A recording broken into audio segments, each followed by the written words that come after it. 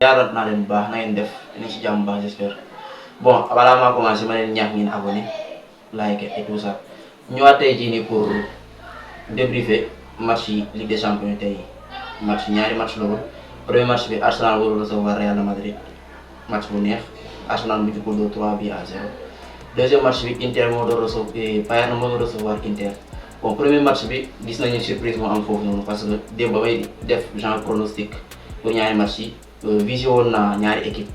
visé woon naa benn équipe bi muy Real de Madrid comme favori ci dugg confrontation yëpp instant bi première confrontation bi moo jàll Real door nañ ko 3-0 masterclass de la part de Arsenal parce que ñu bëri xaaree wuñu woon leen fii certes équipe bu baax la mais ñu bëri yaakaaruñu woon ni nañu mën a def lii nii le grand Real de Madrid parce que Ligue des Champions la te Real dafa baax Ligue des Champions. beneen match bi moo doon dox ci diggante Inter ak Bayern de Munich boobu waxoon naa ne bu baax ni que opposition de style la parce que d'une part da ngay am benn équipe boo xam ne dafa doon équipe offensive day dugal ay buts yu bëri d'autre part da ngay am équipe boo xam ne dañuy dugal certes mais dañuy privilégier défensive plutôt que attaque bi. match boobu noonu ça s'est terminé sur le score de 2-1 en faveur de l'Inter de Milan mu doon match bu intense aussi booy xool sax mën naa wax ni Inter def nañ liñ bëggoon def nañ li yàgg mën aussi pas score bu ngand mais gagné nañ def nañ essentiel mais ma bëgg a dellu si aussi ci premier match bi match Arsenal Real de Madrid bon Real ils n'ont pas existé aujourd'hui ils n'ont pas existé.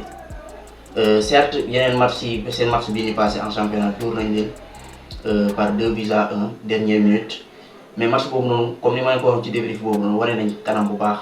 maanaam joué nañ parce que cité woon naa ma jumale un Mbappé cité woon naa un Vinicius en quelque sorte cité woon naa joueurs yooyu nga xam ne ils se sont démarqués ci groupe bi jour boobu noonu def nañ match yu baax collectivement aussi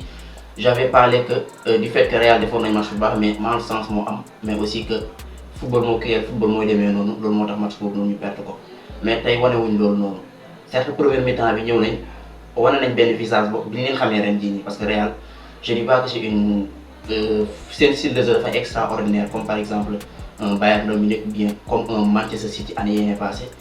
mais ils font l'essentiel mais tey jii nii defuñu ko ils ont été trop passifs parce que booy xool c'est Arsenal ñoom ñoo lancé les hostilités ñoom ñoo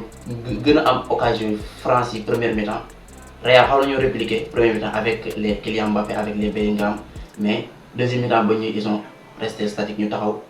xool waa ji football mën a match bi imposer leen rythme de jeu ba am li ñu am nii oui mënu ma wax ci Arsenal sans citer masterclass su Declan Rice am na yeneen joueurs yoo xam ne def nañ match bu baax j'ai envie de citer aussi un Thomas Partey ou bien un Bukayo Saka oui même si moom tamit peut-être li mu jógee ci blessure moo tax mu xaw a nekk en baisse de régime mais Declan Rice c'est la première fois nit dugal coup franc match élimination directe ñaari coup franc musul am histoire Ligue des Champions moom mu ñëw def ko il entre dans l'histoire de la Ligue des Champions donc mu def match bu baax a baax c'est l'homme du match du côté de c'est l'homme du match en fait c'est l'homme du match donc def na match bu baax a baax Arsenal def nañ match bu baax a baax très discipliné repli défensif yi très discipliné collectivement parce que booy xool bi ñuy jouer sax dañuy jouer sans attaquant Mikel Merino c'est pas un attaquant mais ils ont joué collectivement ba am liñ bëgg am nii tey jii mooy gagner Real de Madrid je m'attendais à un score beaucoup moins lourd que ça mais surprise là encore une fois plus parce que 3-0 en Ligue des Champions match aller en plus ça à domicile je dis pas que Real mënul remonter parce que c'est le grand Real oui comme gars yi ñu koy waxee les Madrid comme ni ñu koy waxee c'est le Real de Madrid tout est possible en football tout est possible avec le Real de Madrid mais ce sera très difficile pour ñu remonter score bi ni 3-0 dafa métti trop ba pare dem maa ngi leen souligner le fait que Arsenal défensivement dafa baax sur toute la ligne amul benn jour boo xam ni day faillir à son travail ci biir terrain bi ils sont très disciplinés bon moo paree ci match boobu noonu damay ñëw ci match Inter comme ma la ko waxee woon ci débrief ci kii bi pronostic vidéo pronostic bi c'est opposition de style la benn équipe boo xam ni Bayern na équipe bu offensive la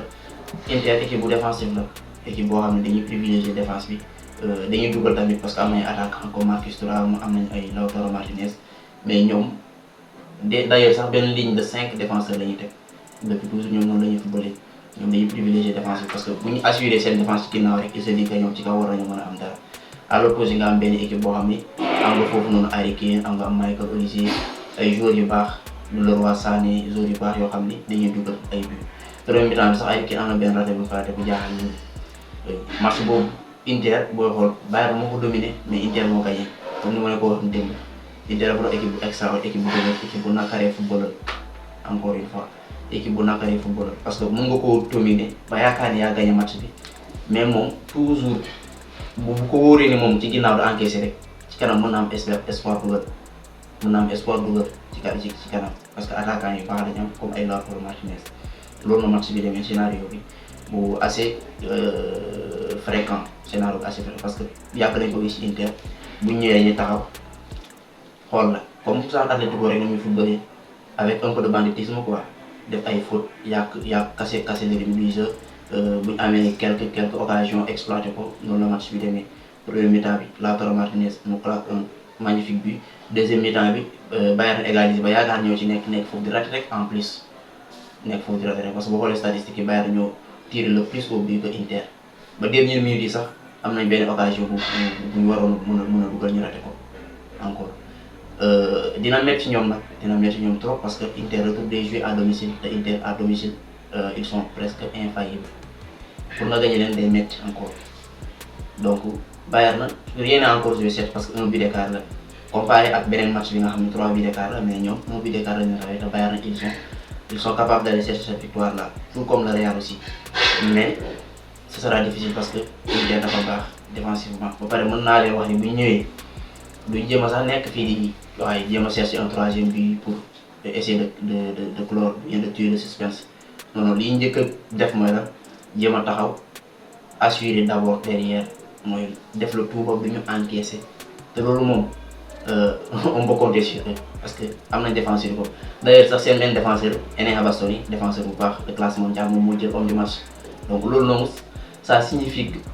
à quel point tey jii nii liñ effort défensif yi parce que d'habitude